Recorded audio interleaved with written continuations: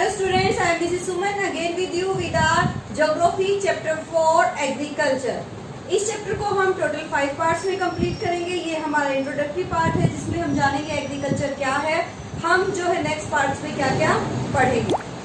हम सभी जानते हैं India is an agricultural land और मोस्टली जो पॉपुलेशन है इंडिया की वो आपकी जो है एग्रीकल्चर पे डिपेंड करती है फॉर देयर लाइवलीहुड। अब देखते हैं एग्रीकल्चर का लिटरली मीनिंग क्या निकलता है। एग्रीकल्चर जो वर्ड है आपका, एक्चुअली ये एक अरेबिक वर्ड है। एक्चुअली ये दो शब्दों से मिलकर बना है, एग्री प्लस कल्चर, जिसमें एग्री का मीनिंग है सॉइल और कल्चर का मीनिंग है कल्टीवेशन।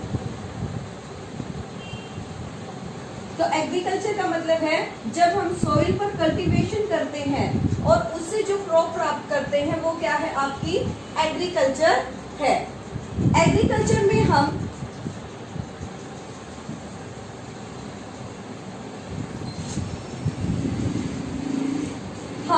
थ्री टाइप्स की एग्रीकल्चर को इस चैप्टर में समझेंगे। First is primitive. इस चैप्टर में हम देखेंगे कि एग्रीकल्चर को हम थ्री टाइप्स की एग्रीकल्चर इंडिया में कल्टीवेटेड की जाती है, जिसमें हम प्रिमिटिव सब्सिस्टेंस फार्मिंग को पढ़ेंगे, इंटेंसिव सब्सिस्टेंस फार्मिंग को पढ़ेंगे, कॉमर्शियल फार्मिंग को इसमें हम पढ़ेंगे। सबसे पहले हम देखते हैं प्रिमिटिव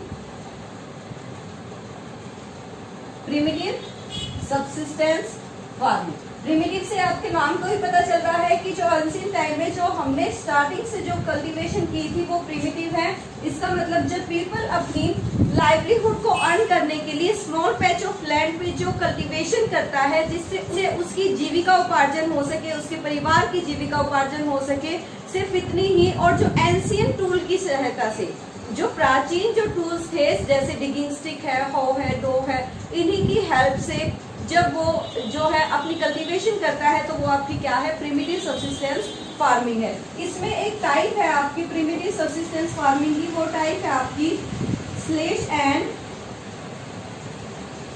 बर्न एग्रीकल्चर। क्या है स्लेश एंड बर्न एग्रीकल्चर? आपकी प्रिमिटिव टाइप जो फार्मिंग है उसी का एक एग्जाम्पल है। इसे हम हिंदी में कर्तन दहन खेती के नाम से भी जानते हैं। इसमें क्या है कि प्राचीन समय में जो मानव था उसने क्या किया, जंगलों को काटा, जलाया और जो उसकी राख में मॉनसून टाइप में उसकी राख में बीजों को फेंक दिया और इस तरह से उसने अपनी कृषि की शुरुआत की। ठीक है, ये स्लेश एंड बर्न एग्रीकल्चर है।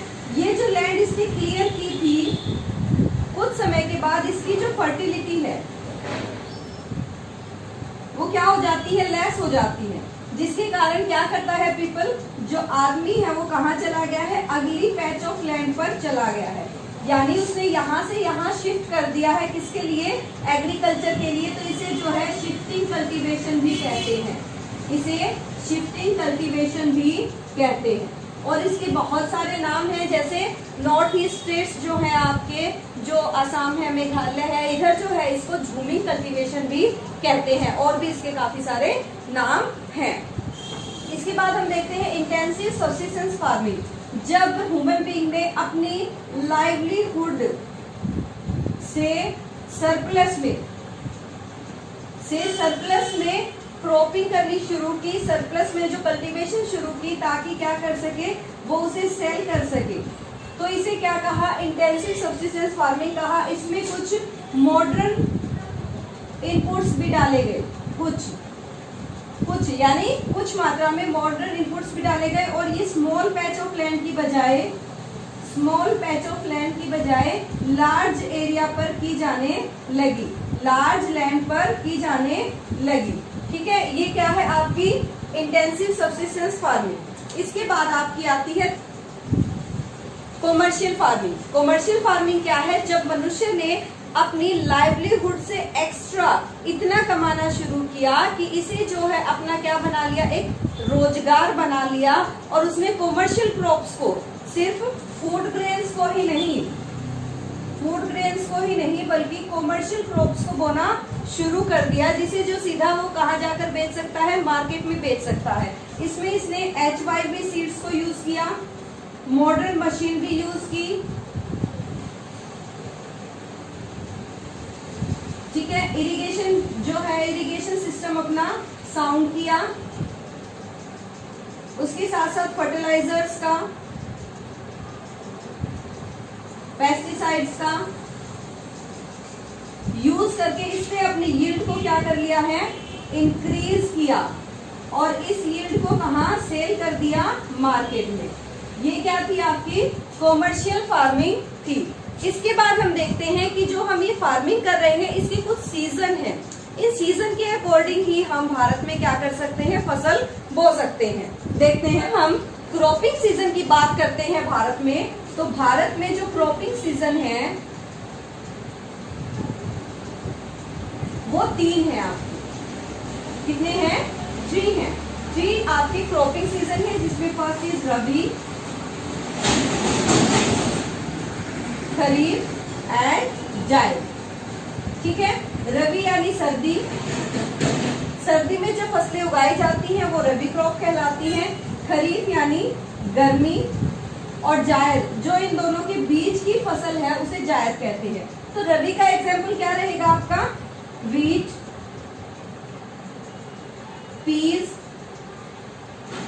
बार्ले, ये आपके रबी के एग्जाम्पल हैं।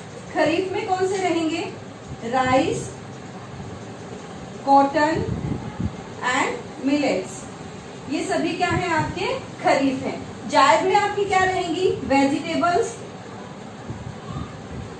सम फॉडर क्रॉप्स एंड क्या कहेंगे इसमें, पंपकिन लिख सकते हैं, कुकुम्बर लिख सकते हैं, ठीक है, वाटरमेलन लिख सकते हैं, मस्क मेलन लिख सकते हैं। ये क्या है, आपकी जायद क्रॉप है। जब रबी और खरीफ के जो मिड का जो टाइम है, मिड जो टाइम है आपका, जिस टाइम खेत खाली है आपका, उस टाइम क्या करते हैं, कुछ लोग यहाँ सब्जियां बेचकर अपने इनकम को बढ़ाते हैं, ठीक है। This is all about our first lecture.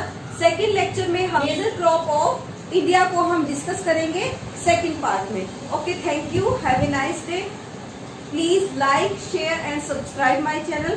Please channel को सब्सक्राइब करो ताकि आपको अगली अपडेट अपने आप मिल जाए। Thank you, have a nice day.